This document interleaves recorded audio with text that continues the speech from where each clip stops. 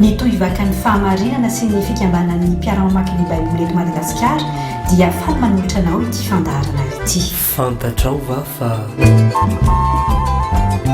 mamatonalina izao ry havana mirabanao amin'ny anaran'ny tompontsika ary manonona aminao ny fahasoavana sy ny fiadanana avy amin'Andriamanitra raintsika sy Jesosy Kristy tompontsika. Amen. Dia isika mbola hiary vavaka.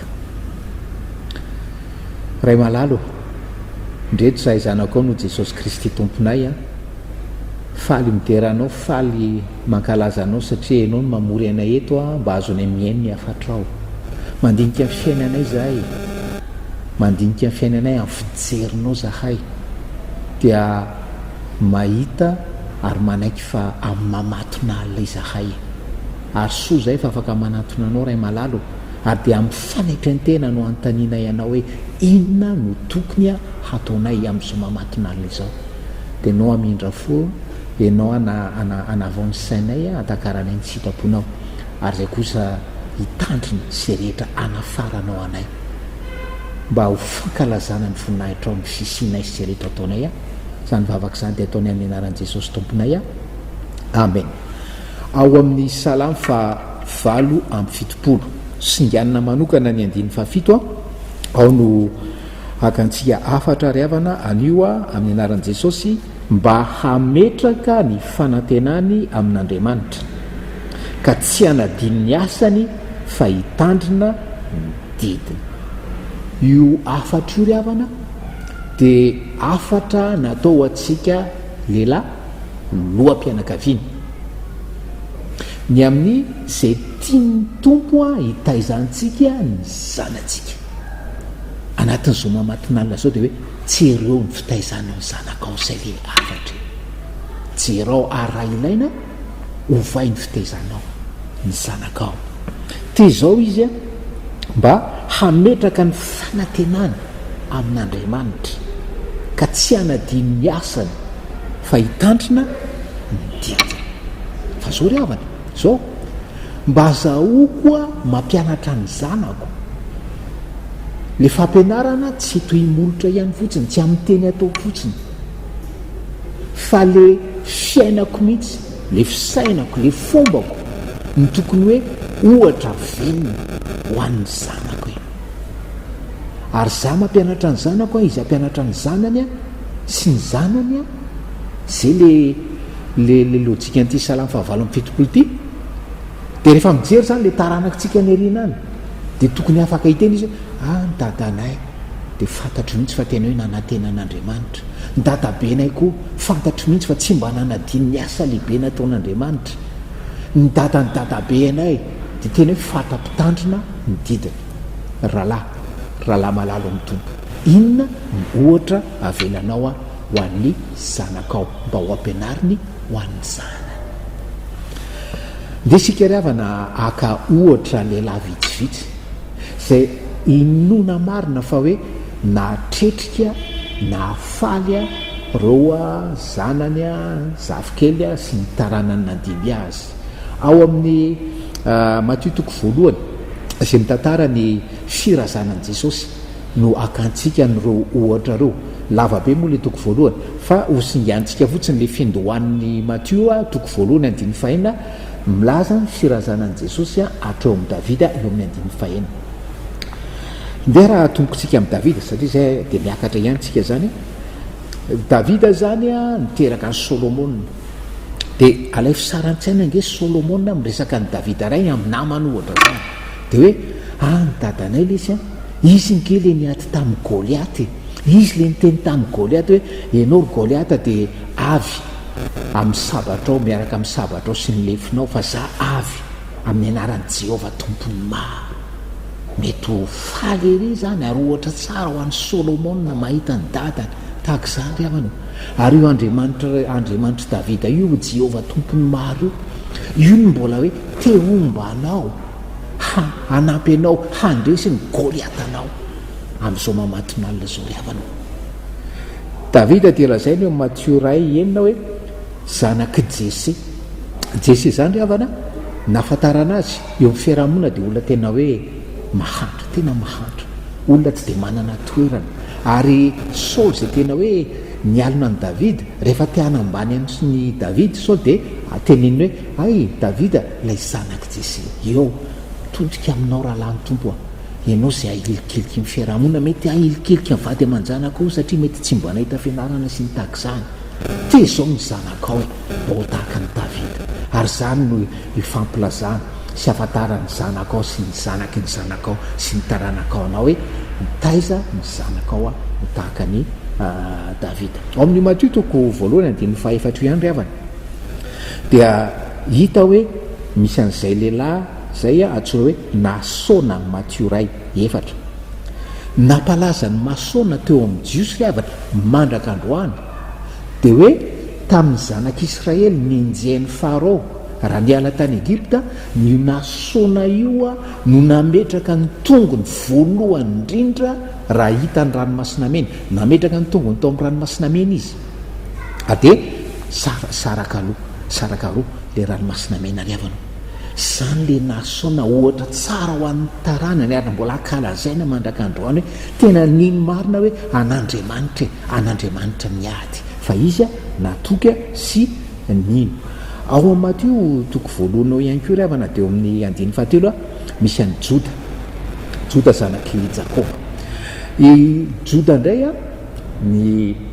ahafantarana azy koa ohatra dia hoe raha nialina any Josefa ny rahalahiny ka hoe tezitra tamin'ny Josefa ary saika hamono any Josefa, Joda no niaro any Josefa ry havana, ary niteny tamin'ny rahalahiny hoe inona mba hoe soa azontsika raha volontsika izy fa aloha amidy amin'ireny hoe Ismaelita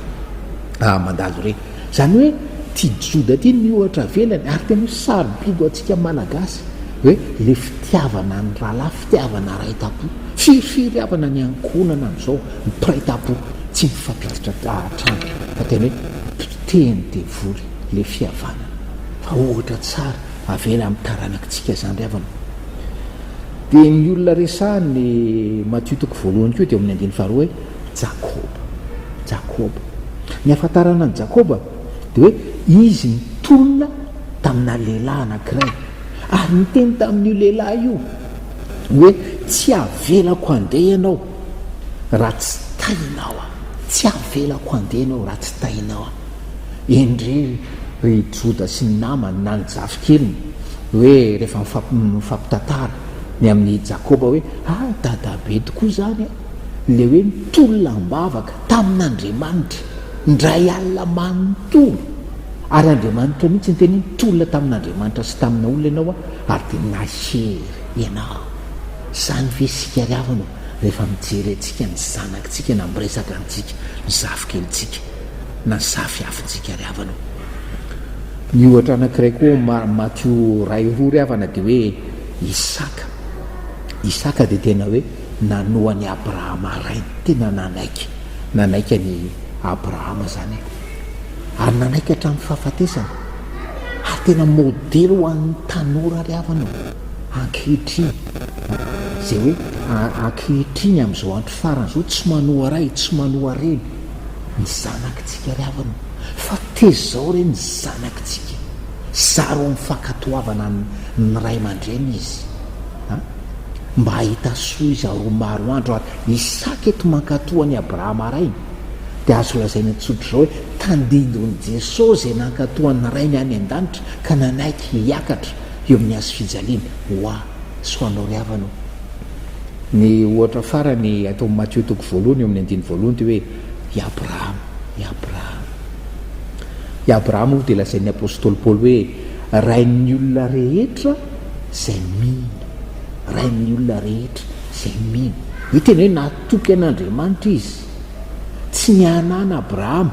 za amin'ny amin'ny teny fikasana ny men'Andriamanitra azy, fa hoe lazain'ny apôstôly Paoly izy hoe natoky indrindra izy, fa hoe zay nolazain'Andriamanitra dia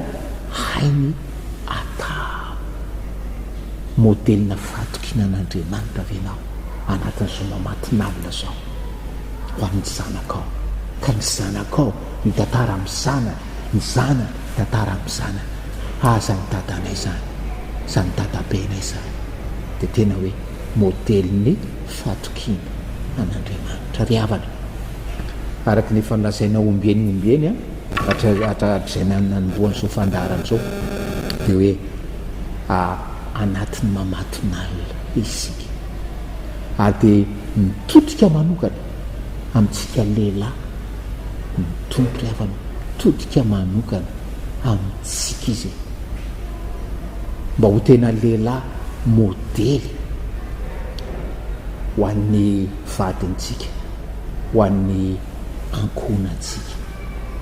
ho lehilahy hoe fantatra hoe mametraka ny fanantenana amin'andriamanitra lehilahy mpapatsia amin'ny zanana sy ny taranana ny asa lehibe sy mahagaga nataon'andriamanitra ary lehilahy modely amin'ny fankatoavana ny didin'andriamanitra amen vavaka sika ry havana ray malalo sotranao zay no ny teninao tenina hoe manindrona ny fonay ny teninao satria mandiny teny zay tsy matsiaro ohatra ho an'ny vady aman-janakay ho an'ny taranakay dia ianao tompo ianao amindra fo